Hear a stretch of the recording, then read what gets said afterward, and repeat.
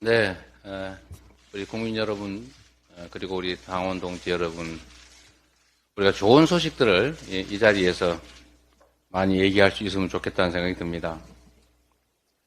자꾸 뭔가 문제되는 걸 지적을 하려다 보니까 조금 부담되는 건 사실인데, 오늘도 중요한 지적을 하나 할까 합니다. 대한민국은 원래 민주주의가 발전 성숙한 나라로 여러 나라들의 모범이 되어 왔습니다.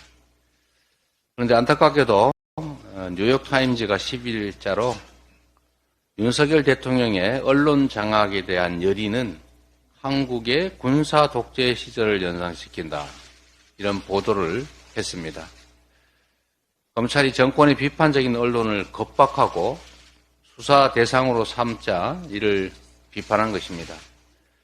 국회가 통과시킨 방송 3법 공포는 그야말로 국제적 망신거리가 된 윤석열 정권의 그릇된 언론관을 바로잡고 언론 자유를 회복할 마지막 기회라는 말씀을 드립니다. 국민의 매서운 심판 앞에서는 달라지겠다라고 해놓고는 뒤에서는 거부권을 행사하는 말 따로 행동 따로 이런 정치 이제 그만해야 합니다. 민심도 거부하고 국민도 거부하고 국회도 거부하고 그리고 거부권도 남발하고 청문 채택도 보고서 채택도 안 된 인사들을 마구 임명하고 이런 결국 이런 거부 정치 이 거부 정치를 이제 그만해야 됩니다. 존재를 인정하고 협력하고 힘을 모아야 될 때라는 생각이 듭니다.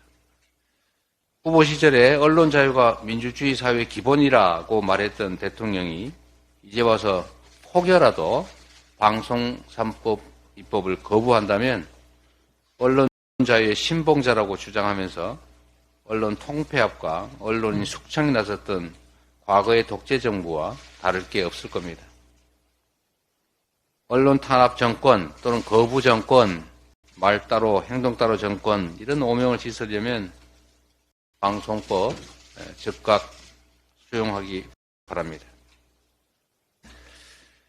윤석열 정부의 묻지마식 건전재정 고집 때문에 지방정부들의 재정이 파탄나게 생겼습니다.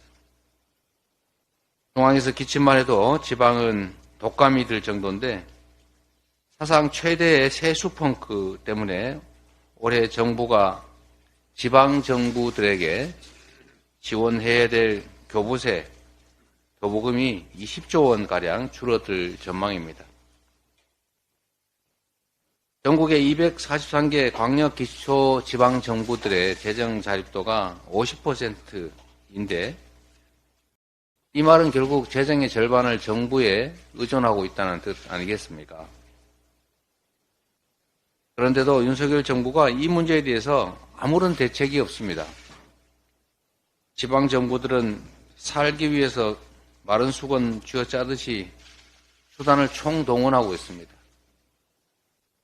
우리 국민 여러분께서 지금도 체감하고 계신 것처럼 각종 복지정책이나 모든 정책들의 실제 집행은 지방정부, 시도, 시군구에서 이루어집니다.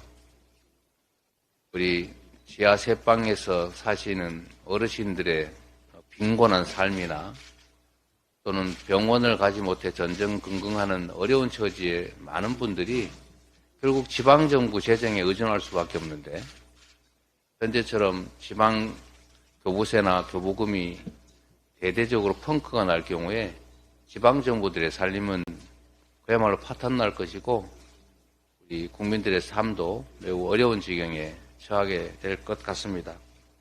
각별한 관심을 요청드립니다. 우리 민주당은 조속하게 우리 지방정부 책임자들과 회의를 열든지 해서 이 당면한 재정 문제의 어려움을 해소하는 데 최선을 다하겠다는 말씀을 드립니다. 오늘은 공지 하나 하도록 하겠습니다. 민주당 인재위원회가 출범했습니다.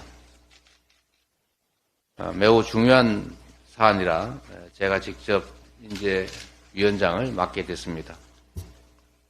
제가 무슨 감투를 좋아해서 그런 건 아니고요.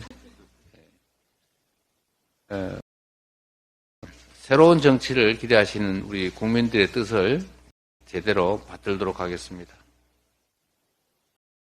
이 국민들이 원하는 인재를 직접 추천하시거나 아니면 자원해서 올려주시면 저희가 우리 국민의 눈높이에 맞춰서 훌륭한 인재들을 발굴하도록 하겠습니다.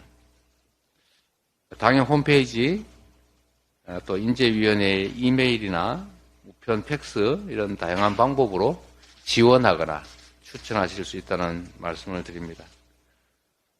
경제위기 극복, 또 민생위기 극복, 그리고 한반도의 이 불안한 정세를 안정화시키는 일, 그리고 우리 국민들을 갈갈이 찢어놓고 있지만 통합을 통해서 우리의 미래를 개척하는 일, 이런 일들 훌륭하게 민주당과 함께 수행해낼 많은 인재들의 추천과 자원을 기다리도록 하겠습니다.